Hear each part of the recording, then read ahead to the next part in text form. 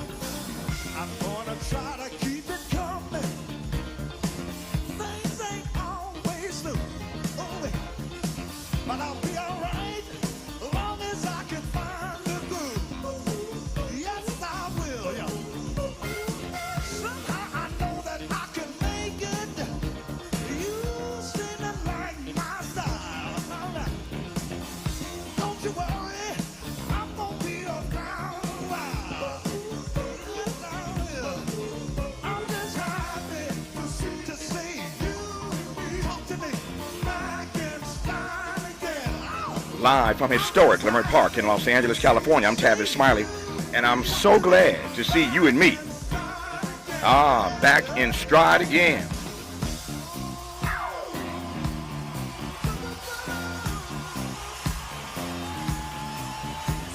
Before we get started with today's show, let me invite you to follow me on Facebook and Instagram at The Real Tavis Smiley, and get updates on X, that's formerly Twitter, at Tavis Smiley. By the way, should you miss any part of today's program or want to catch up on previous shows, you can always visit thetavismiley.com. That's thetavismiley.com, or wherever you get your podcast, and listen to the Tavis Smiley podcast version of this live program at your leisure. Another great show on tap for you today. I will give you the rundown shortly on what to expect on today's show, but first, this.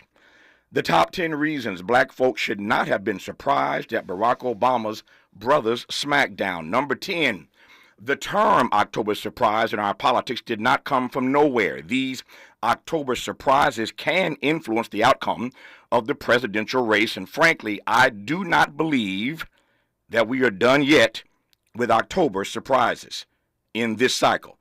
I am still bracing myself for Donald Trump to drop the N-word. Number 9, Jesse Jackson Sr. tried to clue us 16 years ago. Y'all got caught up on his comment wanting to cut off Obama's private parts. Remember that hot mic moment with Jesse Jackson? Well, what Reverend Jackson said way back then was that Obama had a way of talking down to black folk, and Jackson could not abide it. Every time Obama does it, it makes me want to cut off his you-know-what. That is the entire frame of what Jesse Jackson said. Was it elegant? No. Was it accurate? Well, you decide. Number 8, remember how brilliant and on point Michelle Obama was at the DNC? She killed it. From the moment she walked on stage with that long braid, black folk, black women in particular, were locked in. Michelle kept it real. Remember then Barack coming on after Michelle. He knew that she had slayed it. He cracked a joke about it. We all laughed. It was funny. What wasn't funny was watching Barack 15 years later struggle a bit that night to do what Michelle had done so easily, so effortlessly, to connect to black voters early and often. If you were really paying attention that night, you saw a sign.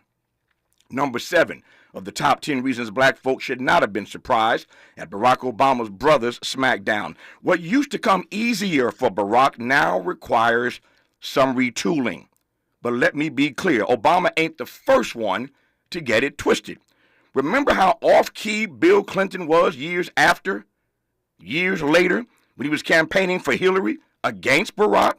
Remember all the trouble Bill Clinton got into with black voters when he started making tone-deaf remarks about Senator Obama on the campaign trail. I love Bill Clinton, but I had to go in on Bill Clinton and defend Barack Obama during my Tom Joyner Morning Show commentary because at one point Bill Clinton frankly crossed a line. Indeed, the aforementioned Jesse Jackson Sr. had to spank Bill Clinton many years earlier when Clinton tried to flex in his Sister Soldier moment. Y'all remember that? My time is tight. Just Google it. Bill Clinton, Jesse Jackson, Sister Soldier. The point is that former presidents, too, can get caught up in their feelings like Obama did last week. Number 6, did I say in their feelings? Question, how do you think Barack Obama has felt these last months listening to Democrats and Joe Biden himself repeatedly declare that Biden is the greatest president in modern history? Some have even suggested that Biden is the greatest Democrat president ever. You think Obama hasn't grown tired of hearing that refrain everywhere from everybody? The problem is that when you get caught up in your feelings and you think that you have been or are one election away from being eclipsed and rendered invisible, you run the risk of coming across as tone deaf, off key, and out of touch. It's what Big Mama called being loud and wrong. Number 5, last night I received an email from the Harris for President campaign with a header that read, on embargo for Monday, 5 a.m. ET. Well, it's past Monday, 5 a.m. ET, so I can talk about it. The email read, Tavis, please see attached the press release and fact sheet for VP Harris's opportunity agenda for black men as part of Harris Wall's comprehensive push to continue engaging black voters. Close quote. To say that Obama's remarks sent the Harris campaign that is, into a tailspin is the mother of all understatements. They are feeling it, and they are trying to get back on the good foot. But how do you reel in a surrogate, the first black president no less, whose former campaign team is helping to run your campaign, and they think he walks on water and can do no wrong? Having Obama's folk run Harris's campaign might have looked good on paper, but I digress. How they clean this mess up is anybody's guess, but this press announcement today makes it clear. They're feeling the impact of what he said last week. When we come forward, the top 5 reasons of my 10 that black folks should not have been surprised at Barack Obama's brother smackdown. You're listening, and I'm glad about it, to Tavis Smiley. From Lamert Park with love, this is Tavis Smiley. Tavis Smiley's new book, The Covenant with Black America, 20 years later, is now on sale everywhere. This classic text shot to number 1 on the New York Times bestsellers list almost 2 decades ago. If you have the original book, you will surely want to get this 20th anniversary edition with powerful new contributions from today's leading voices. This 20th anniversary edition presents a compelling blend of historical insights and contemporary urgency in this critical and unprecedented election year. Get your copy of The Covenant with Black America 20 years later today. Make a move into a home of your own. With City National Bank's Ladder Up Home Loan Grant, you could receive up to $20,000 that you never need to pay back. Use it toward your down payment, save on closing costs, or to buy down your mortgage rate. Find out more at cnb.com/ladderuphome. City National, here for every stage of the journey. Property must be in a qualifying market in California, New York, or New Jersey. Additional terms and conditions apply. Not all applicants will qualify. Terms are subject to change without notice. City National Bank is an equal housing lender. Member FDIC. NMLS number 536994. From the first day of kindergarten through the day they graduate high school, in California, 38% of students attend a public school that fails to meet minimum health standards. That's why we need Prop 2. Voting yes on Prop 2 will fund urgent repairs at local schools, protect kids from toxic mold, asbestos, and lead, ensure clean drinking water, and repair leaky ceilings and storm damage. Yes on Prop 2. To fix what's actually broken. All funds go to local schools without raising taxes. You heard that right. So, join the California NAACP, nurses and teachers, and vote yes on 2. Because all our kids deserve a safe place to learn. Ad paid for by Yes on Prop 2, sponsored by Nonprofit Education, Labor and Business Associations. Ad committee's top funders: California Building Industry Association, Coalition for Adequate School Housing, California Teachers Association. As a mom, comforting my family is what I do best. Vicks Vapor Stick provides soothing, non-medicated Vicks vapors in an easy-to-apply stick. And it dries fast, so there's no mess. I use it to comfort myself and my family. Thanks, Mom. Vicks Vapo Stick, soothing comfort for the whole family. And when you need more comfort for yourself, try Vicks Vapo Shower Max for steamy Vicks Vapors. Use as directed. Vapo Stick for use ages 4 and up. Vapo Shower Max use for adults only. Hey, can you blow up some balloons for Jack's party? I can't. I'm so congested. You need Sinex Saline from Vicks. Sinex Saline Nasal Spray? Yeah, just Sinex. Breathe. Sinex Saline instantly clears everyday congestion associated with colds and year-round allergies with a gentle, ultra-fine mist that's no mess and easy to control. Daddy, we need more balloons. On it. Enjoy life's important moments without congestion. Try Sinex Saline from Vicks. Just Sinex. Breathe. Use as directed. Hi, I'm Kyle at Blindster.com. I started Blindster in 2010 in my garage after I overpaid for new blinds. I researched the industry, hired my mom, and 14 years later, we're one of the largest retailers of custom blinds in the U.S. Don't pay too much for new blinds. Go to Blindster.com. Sometimes he fails at fitting in, but we're okay with that. You're inside the Tavis Smiley Show. You are indeed, and I'm grateful for that. We are just over halfway through the top 10 reasons black folks should not have been surprised at Barack Obama's brother's smackdown last week. Number 4, do you really think Barack Obama did not know that his comments about black men were going to be front page news? Who black men are going to vote for in this election has been a nagging storyline throughout this entire presidential campaign, with some polls suggesting that Trump might siphon off a sizable slice, as you all know. To her credit, Vice President Harris has been pitch perfect in her appeal to black men. She has said repeatedly, "I know I need to earn your vote." So why did Barack Obama stray so far away from campaign messaging on this thorny issue? Why create a distraction? Now we're talking about him, not her. When you've been the big dog for so long, you still think that you're the pack leader, when what we need from you right now is to do no harm. What happens if this meltdown does not convince more black men to vote for Harris? What happens if these black men remain salty with Obama over his remarks? Clearly, this represents a risk for Democrats. Number 3, have you forgotten that after Nancy Pelosi, Chuck Schumer, Hakeem Jeffries, and Barack Obama pushed Joe Biden off the stage, that Obama wanted an open primary? Kamala Harris was not his first choice. Remember the op-ed that George Clooney ran by his friend Barack Obama before it published in the New York Times? In truth, Obama wanted to push Biden and Harris out the way, but black folk were not having it, and Obama got caught up in a squeeze play. All I'm saying is just keep it 100. Let's not get amnesia. Let's not fail to connect these dots. Number 2, all that said, how do you now lecture black men about not showing up for Harris when you were the last one through the door to endorse Kamala Harris?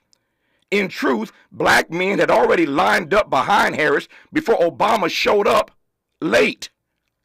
Perhaps the better strategy last week would have been for Obama to tell black men how he got his mind right, what process he went through to change his mind and support the sister. But that's not a lecture, y'all. That's not a stump speech. To me, that's a town hall meeting in conversation with black men, not talking down to black men.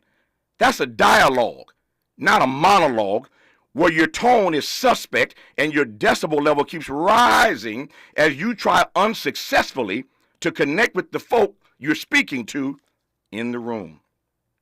And the number one reason black folks should not have been surprised at Barack Obama's smackdown is because this is not some new or strange phenomenon. Let me put it this way.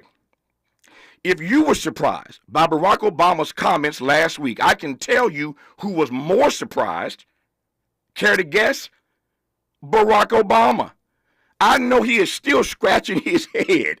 I've been talking down to these Negroes for 15 years. Now they're going to act all brand new like they don't know me? Help me, Holy Ghost. No, y'all know who I am. I'm the one who at the Congressional Black Caucus dinner told y'all to stop whining, stop crying, stop complaining, take off your slippers and go do something. I'm the same one who admonished black men during my commencement address at Dr. King's alma mater, Morehouse College. Somebody rescue me if I'm wrong. I'm the same one who gave black men the business at a black church on the south side of Chicago, wait for it, on Father's Day. Y'all know who I am. I'm the one who sang Amazing Grace in South Carolina. I'm the one who broke y'all off some Al Green at the Apollo in Harlem. Now you acting all funny style. Y'all Negroes know me. I'm the one who told you repeatedly, I am not the president of black America. I'm the president of all America. Y'all Negroes are killing me. Oh, you motherfucker. Okay. All right. I'm putting cases on all you bitches. Huh? You think you can do this shit? Jay! You think you can do this to me? You motherfuckers will be playing basketball in Pelican Bay when I get finished with you. Shoe program, nigga. 23-hour lockdown. I'm the man up in this piece. You'll never see the light of day. Who the f*** you think you fucking with? I'm the police. I run shit here. You just live here. Yeah, that's right. You better walk away. Go on, walk away, because I'm going to burn this motherfucker down. King Kong ain't got shit on me. I'm winning anyway. I'm winning. I'm winning any motherfucking way. I can't lose. Shit, you can shoot me, but you can't kill me. All right. There you have it. My top 10 list. The reasons that none of y'all should have been surprised at Barack Obama's brother's smackdown last week. I digress. Now, the rundown for today's show. In our second hour, two conversations. Up first, the story of America's first black woman novelist with Greg Hekamovic. His book, The Life and Times of Hannah Crafts, the true story of the Bondman's narrative, is out in paperback tomorrow. I look forward to talking about the Bondsman's narrative, this first black novelist with Greg Hekamovic, at the top of hour two. On the B side of hour two, on this Indigenous Peoples Day, a conversation with North Dakota Native activist Ruth Buffalo. In our third hour, comedian and activist Dallas Goldtooth on LeBron James's new Netflix film Rez Ball. The film tells the story of a high school basketball team in rich, in Native American heritage as they face their greatest challenge. After the loss of their star player, the team must now unite like never before to keep their dreams of a state championship alive. I see you, King James. You see now why LeBron James is behind this particular project, and we'll talk about it today in our third hour. I suspect we'll also talk to Dallas Goldtooth about the mainstream success of the FX series Reservation Dogs, in which he starred, and his work as a Standing Rock protester on Indigenous Peoples Day. But in this first hour, let's talk politics with the former communications director for Barack Obama, Nancy Pelosi, and Kamala Harris, Ashley Aten. Ashley, good to have you on this program. How are you today? I'm wonderful. Thank you for having me. It's good to have you. I should mention that Ashley is currently the CEO of Etienne and Saint, and I am pleased to have her on this program. Kamala Harris, of late, has been on a media tour, Ashley, as you well know, appearances on 60 Minutes, The Late Show with Stephen Colbert, Howard Stern, The View, the list goes on. Before I get to all of that in detail, let me just ask you what you have made so far of the way she's handled this media tour. There was push, as you know, against her that she wasn't doing enough interviews, wasn't getting out there enough. Well, she answered that question with a whole litany of conversations. I just ran down some of them. What's your sense of how she did or has done? Well, I think she's been doing spectacular. But if you don't mind, I'd love to step back to your opening monologue about my former boss, Barack Obama. Sure. Can I just tell you what I do appreciate about you most is that you bring all of the receipts. And I think a lot of it people were unaware of and probably hadn't taken stock of. And when you hear it back to back to back to back, it paints this really clear picture. The one thing I wanted to add is you're absolutely right about the sentiment that was within the White House. I was on the 08 campaign and then transitioned eventually into the Obama White House. And there was a sense, a clear message that was sent to us on the staff that Obama is above race, that he has ascended race, and we are not to talk about him. I mean, this is the unspoken part of it all. And I'm just going to say it out loud, which is, we are not to talk about him as a black man. In fact, I remember when I did an event with Nas down in Norfolk State, and they were like, make sure you don't have Nas talk about his song about having a black president. Like, we don't want to associate ourselves with that. And that really bled into the psyche and the thinking of the people around Barack Obama, and it affected the decisions that were made. Now, when you think that the president is above race and therefore he is above black, that influences everything he does. And so I remember being in those rooms begging for more attention after Michael Brown died, right? A visit to the family, a call to the family. I mean, doing more at each one of these points. And we just got ran into a brick wall. And it was primarily because of the people he had surrounded himself with, who he's now sent over to Kamala Harris's campaign. But the sentiment there was, we're above that. And so any concerns of the community, we're above even addressing in a lot of ways. And so that was really hurtful as, a person who's black first and a woman second and a Democrat way down the line. But so I'm glad you actually put all of that stuff together, because it really is important as we talk about what kind of a leader we want. Now, if we transition to the vice president, hold that thought. We ain't gonna transition that fast. I did not want. So as you can see, I've been at this a long time, Ashley, as you well know, and it is not my way to put up on people to comment on my own commentaries. I did not want to put you in a spot. Didn't want to put you in a box. As you saw, I went straight to Kamala and did not intend to pull you into my opining today. But since you went there, no, but you were absolutely right. I mean, he was the last one through the door. He was, Explain that, please, sir. Right? Yeah, but Then made an argument. And then made an argument, not to be disrespectful, all due respect to my former boss, then it made an argument against her that was made against him. That's right. Which is that maybe she's not ready. That's and I'm right. like, are you really using that same argument? That's right.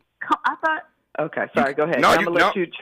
You weigh in. You're keeping it real, Ashley. That's what this program is all about. We are trying to tell the truth. Speak the truth to the powerful and to the powerless, but that's what it's about. Seeking the truth, speaking the truth. And too many Negroes listening right now even are still in their feelings. I'm looking at text messages and emails from my friends, from my colleagues, still in their feelings, even when you bring the receipts. Some people don't want to face the truth. I digress. I love y'all anyway, and there ain't nothing you can do about it, but you're wrong. Having said that, I did not realize that you were going to come the way you came with the truth that you just told. So I want to probe that just for a few minutes, if I might. Sure.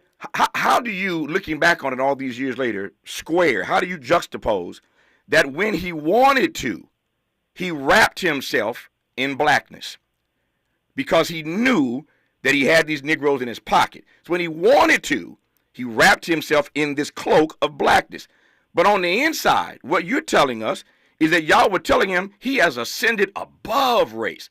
Don't put him in a racial frame. Don't let Nas talk about the black president. Don't do this. Don't do that. No, we ain't going to St. Louis with Michael Brown. We're not doing that. He is above race. He's transcended race. We ain't talking about race. We're not putting him in that frame. But every other day when he shows up, as I said at the Apollo, and sings Al Green, race. Amazing Grace at the Black Church, race. I can do this all day long. So explain to me how you process looking back on it, that he was doing the double dirty, as my grandfather would say, the double dirty. You embrace yourself in black when it's advantageous, but the bigger frame is we have transcended race. How do you square those two things? I mean, it's complicated. Yeah. Yeah. I never heard that phrase by your grandfather. That's pretty The double provocative. dirty. The double dirty, yeah. Right. I had never heard that one before. But I think two things can be true at the same time. Okay. I think the president is very black. He's aware of his blackness. I think, he sees himself obviously as a black man primarily. And I think he loves black people and loves black culture, no doubt about that. Mm-hmm. I think the problem, though, becomes that when you surround yourself with people who don't have an appreciation for that don't understand that. What was probably most disappointing to me was that the people around him understood that the fire he was getting from the right was all about racism. That's right. They understood that, but they weren't transformed by it. You know what I mean? They weren't transformed to the point at which they treated black people on the staff differently, or where they said, maybe we should consider going to the funeral, or where they said, instead of, telling the president after Michael Brown died, go to the podium and speak to black people, they didn't understand that he needed to go to the podium and speak for black people. It's those small nuances that I think make the difference, and that really, I think, created this divide between Obama and the black community, and black men specifically. I mean, we did My Brother's Keeper initiative in the White House. Sure. I mean, that was incredibly profound, groundbreaking, probably bordered on somewhat illegal to some degree, but he took had the guts, the gumption, and the courage to move down that path despite what people thought, and I appreciated that. Yeah. But it is this notion that you have the people around you who I think are keeping you in a box and creating this divide because of their own conditioning. I mean, it really is. It gets back. That's why I said it's quite complicated to square the two. But I think you're right to keep bringing it out because we also have to. There's a lot he has to speak for and answer to, and I think that's where you ended. Like maybe he needs to have a town hall where he's in conversation with black men about how he made an evolution, and about his own failures as president. I don't know that he's addressed that, and I think people, especially mainstream media, haven't had an appreciation for that. That he carries his own baggage with black people. As I said, Ashley, I would have loved to have seen him in a town hall setting, talking with black men, in conversation with them, and the media would have eaten that up. A very different conversation. Again, what he gave us was monologue and talking down to Negroes. I'm looking for a dialogue, engaging black men. He missed the mark, and he missed it badly. When we come forward with Ashley Aten, I want to probe the other point she just made now, which is, and I echoed this, I said this earlier, that the team that helped run his campaign quite successfully, let me be very clear, I ain't a hater. Barack Obama ran the best campaign I've ever seen in my life. That Negro killed it. His campaign staff, they worked that thing like nobody's business. It was almost flawless the way they ran that campaign. Not quite, but almost. But now that same team that told him to stay away from race, you've transcended it, is in Kamala's ear. That's scary to me. We'll talk about that when we come forward on Tavis Smiley. Helping to stretch your moral and political imagination. This is Tavis Smiley. Standing up for everyday Americans is at the very foundation of who Kamala Harris is. Raised in a middle-class home by a working mother who instilled in her a passion for justice and equality. That's why when Kamala Harris became district attorney, she stood up for our kids, keeping them safe by prosecuting sex offenders. She also pioneered a program to give nonviolent drug offenders a second chance. As president, Kamala Harris will continue the fight for everyday Americans. She's already lowered the cost of your health insurance and medications. Insulin is now capped at $35 for seniors. But there's more to do because mortgages, rents, groceries, and utility bills are still too high. Harris's plan to fix it? Build more homes to lower prices and make the wealthy and billionaires pay their fair share so we get a break. All her life, Kamala Harris has been standing up for us, and she doesn't plan to stop anytime soon. I'm Kamala Harris, candidate for president, and I approve this message. Paid for by Harris for president. I'm Bree Wood with 4 things you should know from BIN News. The power is still out for many in the Southeast. As of last night, hundreds of thousands of customers in parts of Florida were without electricity after Hurricanes Milton and Helene blew through. Duke Energy says most customers should have their power back by Wednesday. With less than a month until Election Day, candidates are hitting the campaign trail. Former President Trump is set to hold a town hall outside of Philadelphia today, while Vice President Harris will be holding a rally in Erie, Pennsylvania. One of two suspects wanted for a murder committed in Michigan on Friday has been arrested in Louisiana. Oakland County Sheriff Michael Bouchard says 72-year-old Hussein Murray was killed by two men who entered his home in Rochester Hills posing as DTE Energy workers who were checking for a gas leak. And rapper and business mogul Jay-Z and rapper Meek Mill's Reform Alliance passed a historic UN resolution to protect the rights of people leaving prison and on probation or parole. Get 24/7 news on demand at BINnews.com. Hi, I'm Kyle at Blindstar.com. I started Blindstar in 2010 in my garage after I overpaid for new blinds. I researched the industry, hired my mom, and 14 years later, we're one of the largest retailers of custom blinds in the U.S. Don't pay too much for new blinds. Go to Blindstar.com. Is this the This is the KBLA Sports Minute with Ray Richardson. The Dodgers pitching staff continues to dominate in the postseason. The 9-0 win over the New York Mets Sunday in Game 1 of the National League Championship Series is the Dodgers' third straight shutout in the playoffs. The pitching staff has not given up a run in the playoffs in 33 straight innings. That ties a postseason record set by the Baltimore Orioles in 1966. Game 2 today is an afternoon start. First pitch at 1:08. The Chargers are 3-2 after a 23-16 win at Denver. Former USC star Caleb Williams had his best day as the Chicago Bears starting quarterback. Williams threw for 229 yards and 4 touchdowns in the Bears win over Jacksonville. Congratulations to former Lakers star Michael Cooper. Cooper was inducted Sunday into the Naismith Basketball Hall of Fame. Cooper played 9 of his 12 NBA seasons with the Lakers and made the NBA's all-defense team 8 times. No debates, no speculation, just the info you need. That's your KBLA Sports Minute. I'm Ray Richardson on KBLA Talk 1580.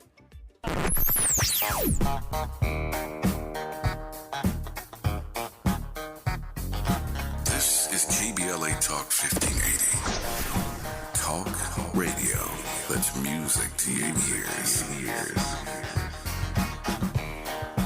We're unapologetically progressive. KBLA Talk 1580. We've got a lot to talk about. Race, culture wars, political turf battles, criminal justice and injustice, the courts. These are the conversations you won't hear elsewhere. My guests are leading journalists, celebrities, and sports figures, elected leaders, and influencers. They aren't afraid to get into it and say the quiet part out loud. With Ariva Martin in real time, your commute just became the most engaging part of your day. Tune in weekdays from 4 p.m. to 6 p.m. or find us on YouTube. Ariva Martin in real time, when you want it straight, no chaser. Unapologetically progressive. KBLA Talk 1580. We've got your black.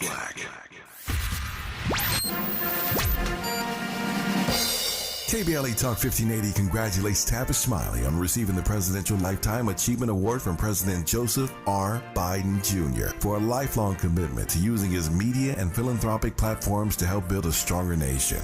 A host of Tavis's family, friends, colleagues, and luminaries, including LA Mayor Karen Bass, joined in the celebration. KBLA Talk 1580 wishes to thank the following partners for their support: the Weingart Foundation, Dr. Shikari Byerly, Rodrigo Byerly, and the team at Aviterus Public Opinion Research, Waters Tax Service, LA Councilmember Heather Hutt, the Empowerment Congress, Wallace and Renee Fortuné, the IQ Air Foundation, Dr. Kenneth Arduna, and Central Neighborhood Christian Health Clinics, LA County Supervisor Holly Mitchell, LA County Supervisor Janice Hahn, Ambassador Michael A. Lawson, Ambassador Charles R. Stiff, and Attorney John E. Sweeney. Congratulations, Tavis, on your Presidential Lifetime Achievement Award. At KBLA Talk 1580, we've got your black. My friends swim no matter the season, but my moderate to severe plaque psoriasis can sometimes take me out of the moment. Now, thanks to Skyrizi and clear skin, count me in. With Skyrizi, Risankizumab Riza, a prescription-only 150 milligram injection for adults who are candidates for systemic or phototherapy. 3 out of 4 people achieve 90% clear skin at 4 months.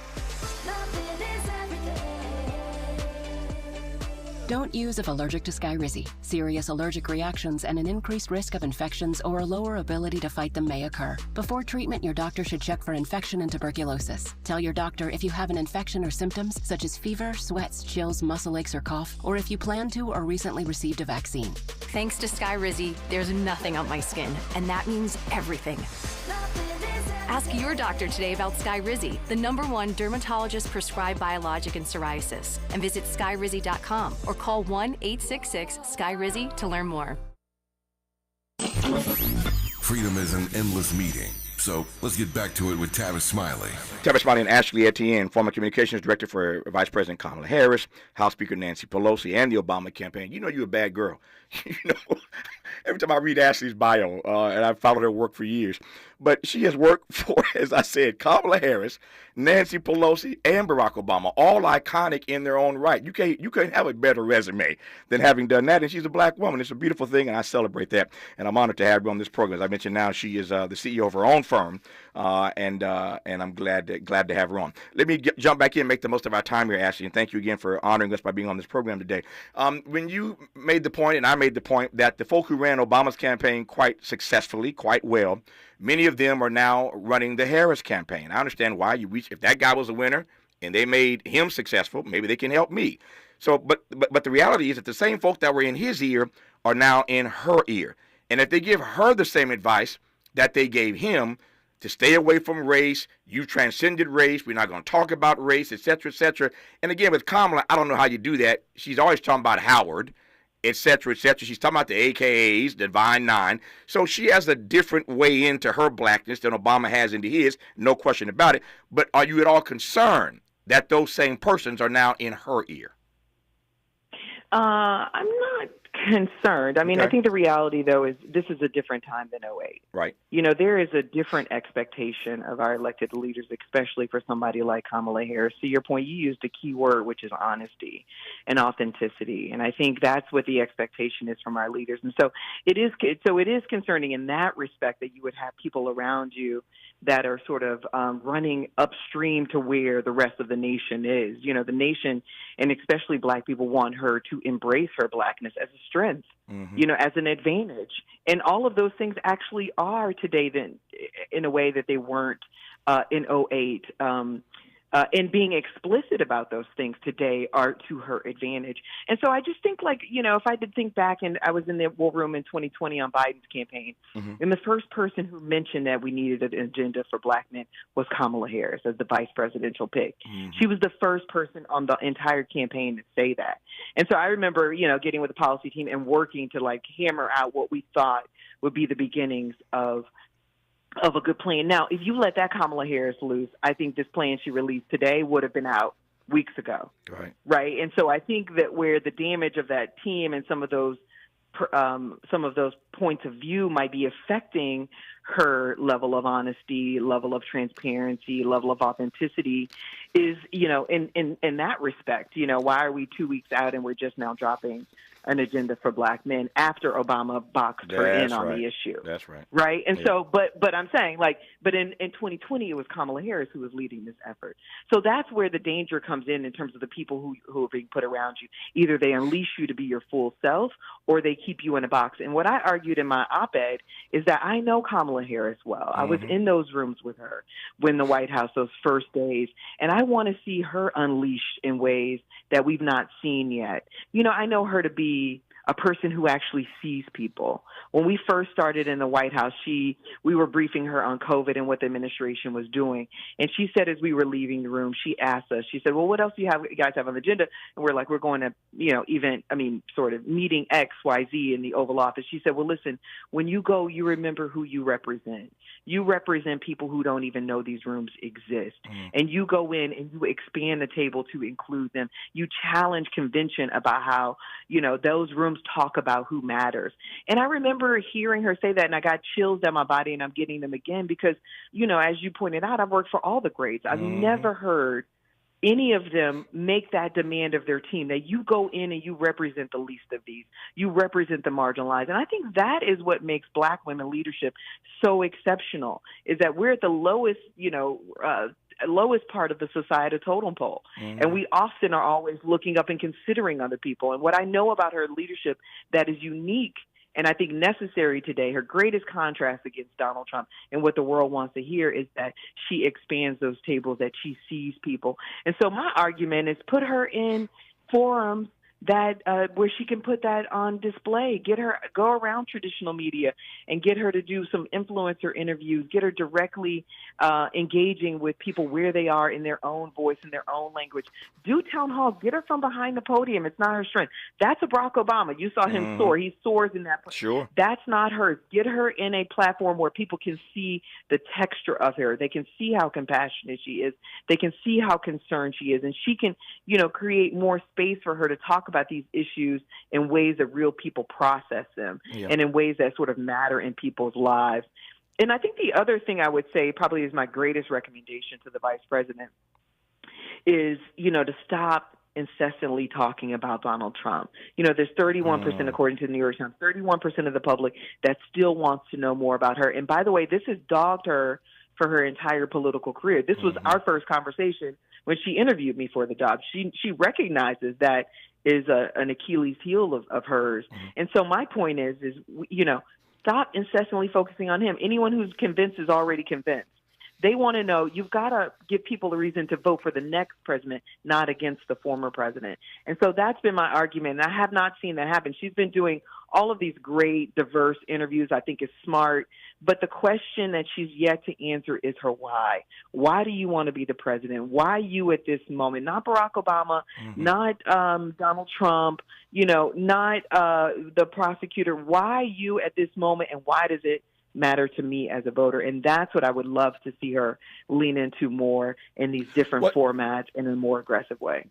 Given how well you know her and have worked for her, of course, she has not, and I agree with you on this. I would tweak it a bit more and say this. She hasn't really answered the why question for me either, even though she's clearly better than the existential threat that Donald Trump represents. And anybody stuck on stupid, we get that. But she's not as yet answered the why question, and I still don't think that she has mastered yet telling her own story. She is not. Yeah, I think you're right. She ain't turned that corner yet. She don't know how to tell her story. It's an amazing story, but she ain't learned yet how to tell it. What's that about? No, I think you're absolutely right. I think part of it is that I think she spent the last 3 years in what I would like to call spring training. I think she's developed her skills. I was going to call it. I thought you were going to call it purgatory, but I digress. Go ahead. No, I mean, listen. Day one, she was learning the job. There's nobody more prepared to do this job than her. I mean, she's been shadowing the president, but she had to develop skills that are not transferable from being the attorney general to being the vice president of the United States and then to the president, right? So she had to do that. Barack Obama had an advantage. He talked about Barack Obama for 2 years before he ran, when he had his book out. I mean, he talked about every layer of his own bio and perfected that.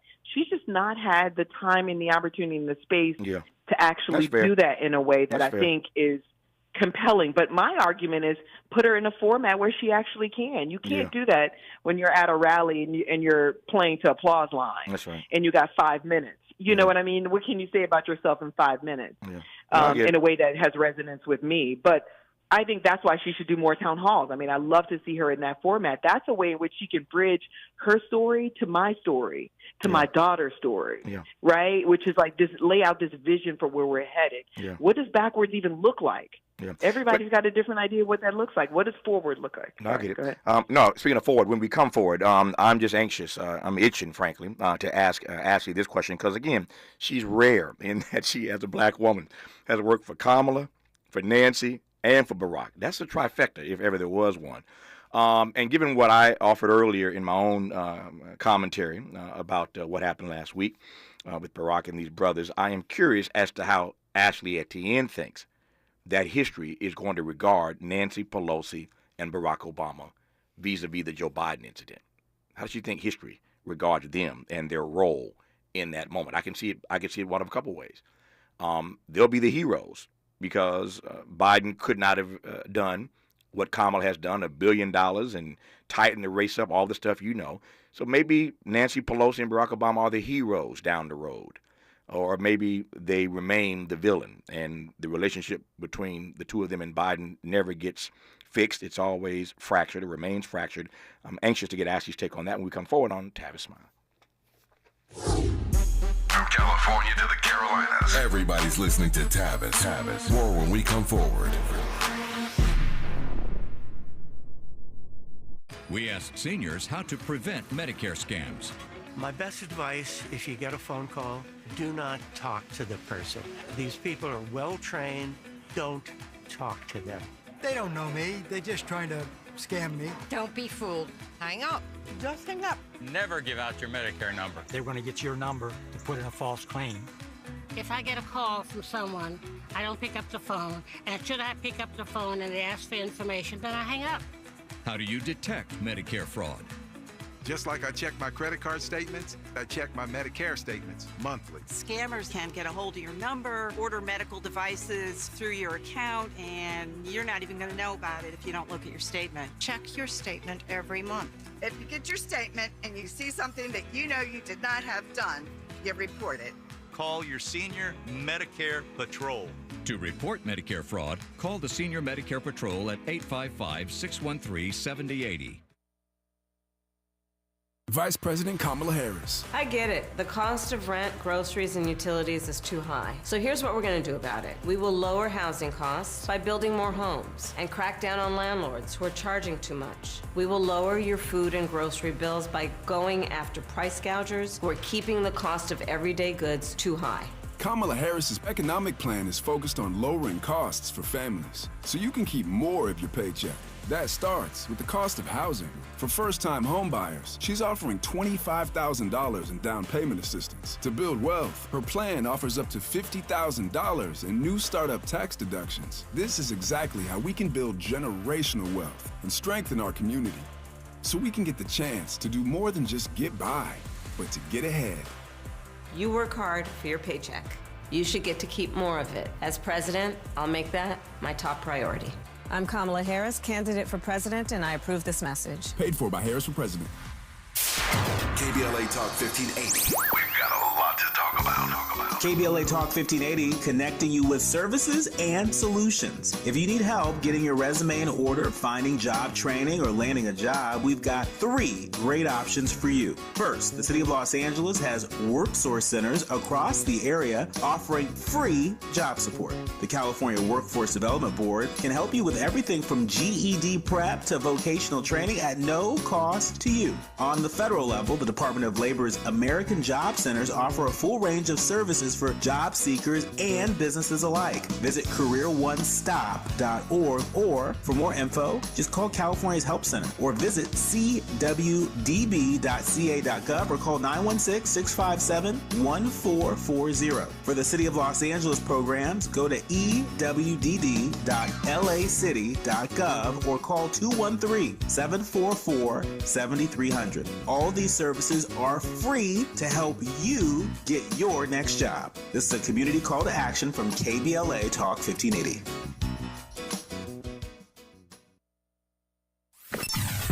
Sometimes he fails at fitting in, but we're okay with that. You're inside the Tavis Smiley Show. I got sidetracked a moment ago, caught up listening to what Ashley Aten had to say, but I wanted to mention, just didn't get a chance to jump in and share this with you.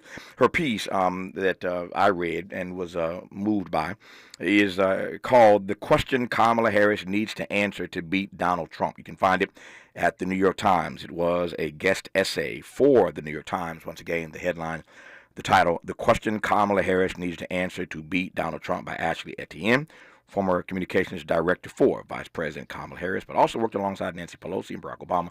But that's her piece, New York Times. Google it, read it for yourself. You will be empowered by what Ashley Aten had to write in that provocative piece.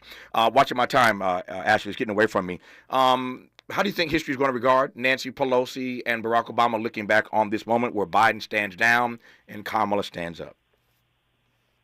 Well, I think very differently for both of them. I mean, you think about Nancy Pelosi. I mean, I was at the convention and I found a T-shirt. Someone gave me a T-shirt that had a picture of her on it and it said "The Godmother." So I think that's how history is going to remember her, as just gangster. Yeah. And still the most powerful, one of the most powerful people in the nation.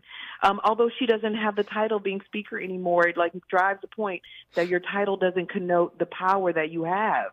You don't even have to have the title to cancel somebody's presidency. I mean, and that's essentially what she did single-handedly, but it was a principal position. And I think that's how Nancy always comes across that like no one and nothing is beyond reproach in the interest of the nation. Mm-hmm. And I think that's the sort of the message that she drove. Now you contrast that with Barack Obama, who his strategy, I think you pointed out a little earlier too, alluded to earlier, was all over the place. It was if I quote some of my Democratic friends, they called it disastrous because it not only was it not principled, but you're using the very arguments that were used against you, you're using them against her, and it just felt, the whole thing felt tone deaf. So I think history will continue to see Barack Obama in the same way that it has, an exceptional president, a first president, but that still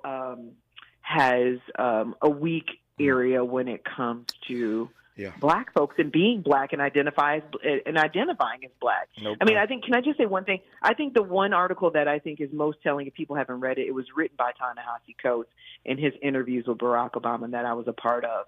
That article really says everything about how he identifies and feels about being Black and Black Americans. So you've got to go back and read that. Our remaining moments with Ashley Aten when we come forward on Tavis Smiley. This is getting good. Yeah, man. Tavis Smiley continues when we come forward. Standing up for everyday Americans is at the very foundation of who Kamala Harris is. Raised in a middle-class home by a working mother who instilled in her a passion for justice and equality. That's why when Kamala Harris became district attorney, she stood up for our kids, keeping them safe by prosecuting sex offenders. She also pioneered a program to give nonviolent drug offenders a second chance. As president, Kamala Harris will continue the fight for everyday Americans. She's already lowered the cost of your health insurance and medications. Insulin is now capped at $35 for seniors. But there's more to do because mortgages, rents, groceries, and utility bills are still too high. Harris's plan to fix it? Build more homes to lower prices and make the wealthy and billionaires pay their fair share so we get a break. All her life, Kamala Harris has been standing up for us, and she doesn't plan to stop anytime soon. I'm Kamala Harris, candidate for president, and I approve this message. Paid for by Harris for president. KBLA Talk 1580. We've got a lot to talk about. KBLA Talk 1580 reminds you that we keep us safe. The Live Your Life organization mentors young women, helping them break negative mindsets and see beyond their surroundings. Through career exposure and hands-on training, they're encouraged to think big, stay focused, and make positive choices. Founded by Nikisha Mama Boo Smith, who transformed her life to become a community leader, Live Your Life is changing lives, but they need your help. They're raising funds to keep their new building open and expand their programs. Your donations will support food, clothes, hygiene products, and holiday giveaways. Visit liveyourlife32.com. That's LIVEYOLIFE32.com to help today. This is a community call to action from KBLA Talk 1580. The possibility of lung cancer can be pretty scary, especially if you're one of approximately 8 million current or former smokers at high risk. That's why SaveByTheScan.org wants you to know that now there's a breakthrough low-dose CT scan that can detect lung cancer early, and it only takes 60 seconds. You stop smoking, now start screening. For an easy quiz to see if you're eligible, visit SaveByTheScan.org. It could save your life. SaveByTheScan.org is brought to you by the American Lung Association's Lung Force Initiative and the Ad Council. The smarter way to clean your floors. It's time to make the swap. Swiffer Power Mop. Introducing the new Swiffer Power Mop, the all-in-one tool that gives you a mop and bucket clean in half the time. The solution's built right in, so no heavy bucket, and the pad has hundreds of scrubbing strips to get deep into grout. Don't mop harder, mop smarter. Swiffer Power Mop. Swiffer Power Mop. He's a paradigm pioneer and the top-rated African-American talk show host in the nation, according to Talkers Magazine. You're tapped in with Tavis Smiley right now.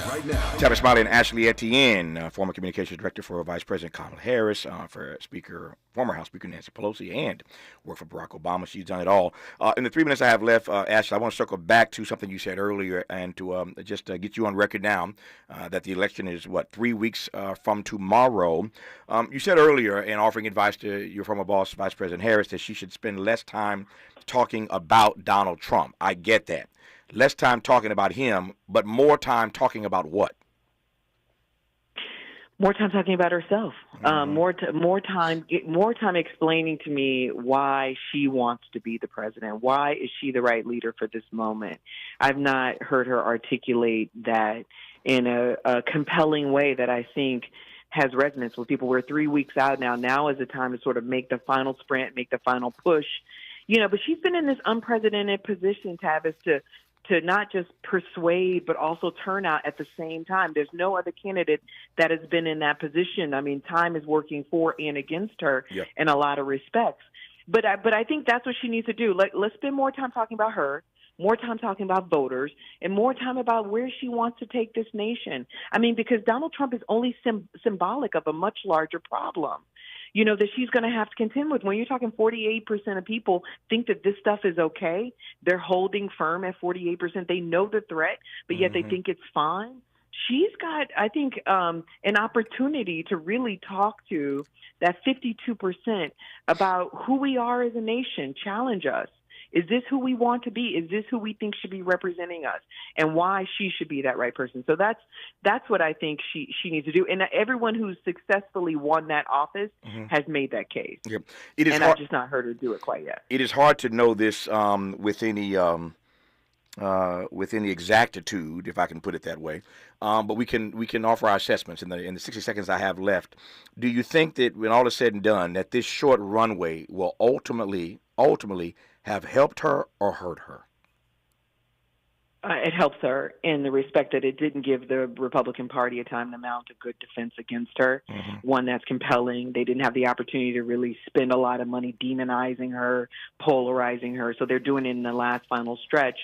So it's worked to her advantage in that respect. Also, too, it didn't it didn't allow for a whole lot of time for second guessing yourself, for missteps. I mean, she just had to keep, hit the ground running fast and hard. And I think knowing what I know about her, that's the best approach. Her back's against the wall. She does better in that environment where she's coming out punching. She understands the mission. There's a sense of urgency around it. And I think that's when she's at her best. So that's why you see the momentum. Yeah. That's why the money's coming in. That's why there's excitement around her. But I just think she needs to, in these last 3 weeks, make that final push. As you can imagine, over the course of my career, I've talked to many, many comms people, and I try to avoid them as best I can, lovingly. But and the reason for that is I don't like being spun. I don't play that. But I love those rare few who are truth tellers, and they'll give it to you straight, no chaser. Ashley Aten has always been one of those.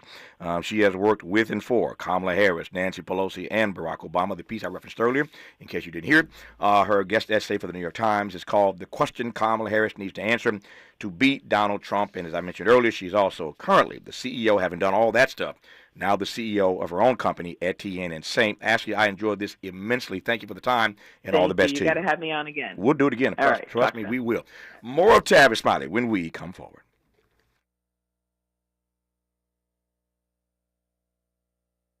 KBLA 1580 Santa Monica.